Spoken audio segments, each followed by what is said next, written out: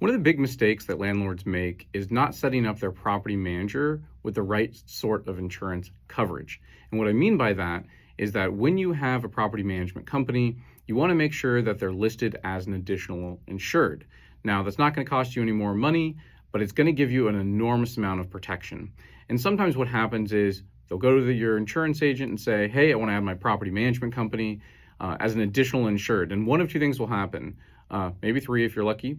One is they're going to say we don't do that, which isn't necessarily true. And if that is true, you should find a new insurance company, and I'll explain why. Or they'll add them as an additional interested party and say that that task was complete. Now, interested party is not the same as additional insured. Now, the third thing is that they simply say yes and do what you requested, which is going to be great. And many companies do that, but not always. And so the reason this is important is that if something happens and it results in a lawsuit and you and your property manager are sued, your insurance company automatically is going to be covering you. But if they don't have the property management company listed as an additional insured, they're not going to cover the management company.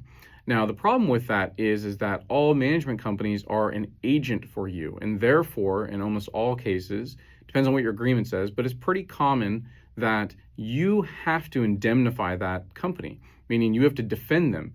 And guess what? If your insurance company isn't going to defend them at their expense, then that means you are going to have to defend them at your expense. And there's no reason you should have to do that when your insurance company should be doing that for you.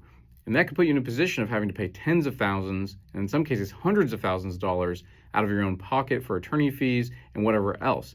Now, if it turns out the management company was at fault and there were, gross negligence was at play or some sort of misconduct, then they would have to pay for their own mistake. But that's not the case most of the time.